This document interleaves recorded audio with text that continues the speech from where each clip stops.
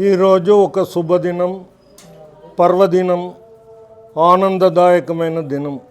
అరుள்మిగు భోగనంజుండేశ్వర స్వామి నామాల్పేటలో వెలసియుండు ఈ దేవస్థానం చాలా పురాతనమైన దేవస్థానం.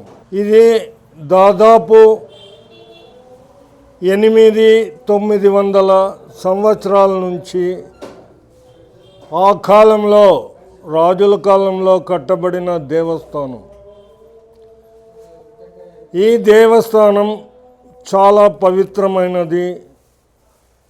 దీనికి భక్తాదులు ఈ చుట్టుముట్టు గ్రామాల్లోనూ, బెంగళూరు నుంచిను, ధర్మపురి గంట, కృష్ణగిరి,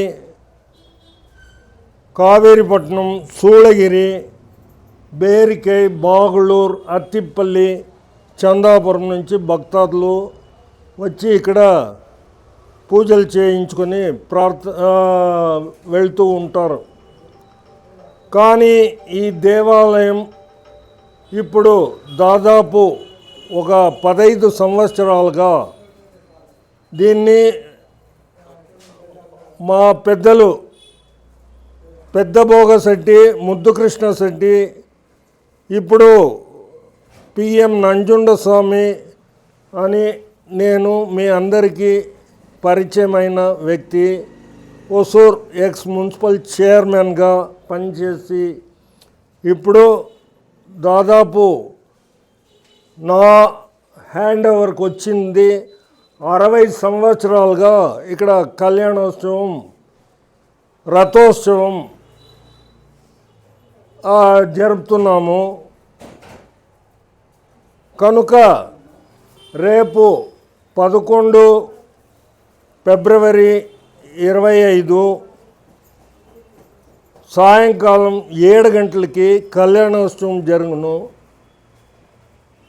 12/2/25 ప్రొద్దున 10 గంటలకి రథారోహణం. రథారోహణం అంటే స్వామి ఊరేగింపు వచ్చి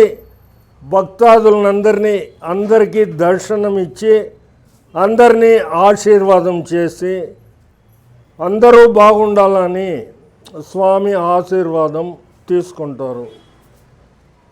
కనుక ఈ దేవాలయం ఇప్పుడు పరిస్థితి చాలా రోజుకు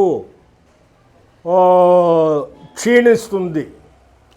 కనుక ఈ దేవాలయ నిర్మాణం కోసం మేము ముందుకొచ్చి ధర్మకర్త, నేను మరియు ప్రధాన అర్చకులు మరియు ముఖ్యస్థులందరూ చేరి ఎండోమెంట్కి రాసిచ్చి దీన్ని జీర్ణోద్ధారకం చేయాలని అప్లికేషన్ ఇచ్చిండాము. అప్లికేషన్ శాంక్షన్ అయ్యింది.